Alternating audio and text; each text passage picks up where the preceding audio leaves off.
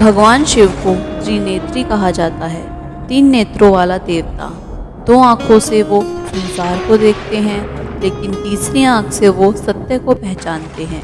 यह तीसरी आँख कोई जादू नहीं, यह चेतना का शिखर है जो सिर्फ शिव को ही नहीं, हर इंसान को जागृत होने पर मिल सकती है। शिव की तीसरी आँख का अर्थ है वो दृष्टि जो दिखाता है उससे परे जाकर देखती है। जब पार्वती ने मजाक में शिव की दोनों आंखें ढक दी तो ब्रह्मांड अंधकार में डूब गया, क्योंकि वो 2 आंखें केवल दृश्य जगत को देखती थी, परंतु ब्रह्मांड का संतुलन तीसरी आंख पर टिका था। तब शिव ने अपनी तीसरी आंख खोली और प्रकाश लौट आया। यह कहानी सिर्फ एक घटना नहीं, एक प्रतीक है कि जब हमारी चेतना बंद हो जाती है तब दुनिया में अंधकार छा जाता है, लेकिन जब हम भीतर से जागते हैं तब ज्ञान, विवेक और प्रकाश लौट आता है।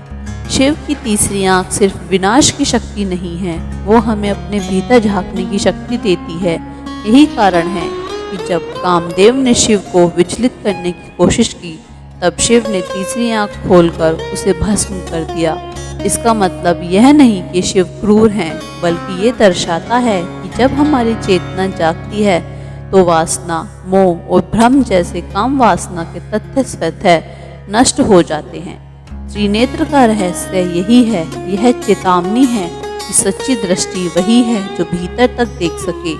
दुनिया आज भी बाहरी सुंदरता, पद, पैसा और नाम पर अटकी है, लेकिन शिव कहते हैं कि देखो पर भीतर देखो।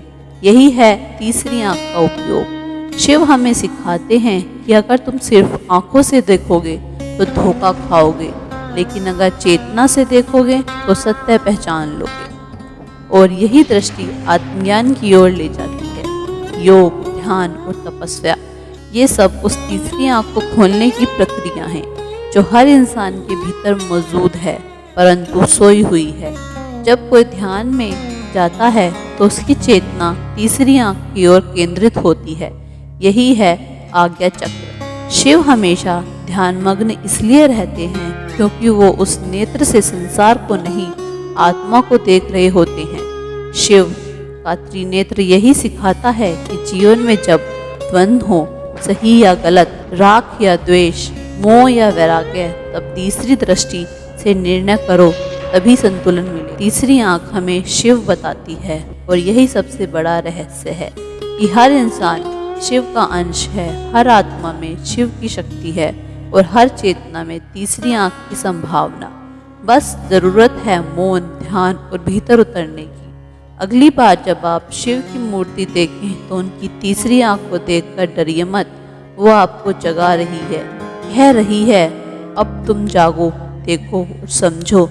जब आप अपने भीतर की तीसरी आंख को पहचान लेते हैं तब ना कोई छल बचता है, न मोह न भ्रम।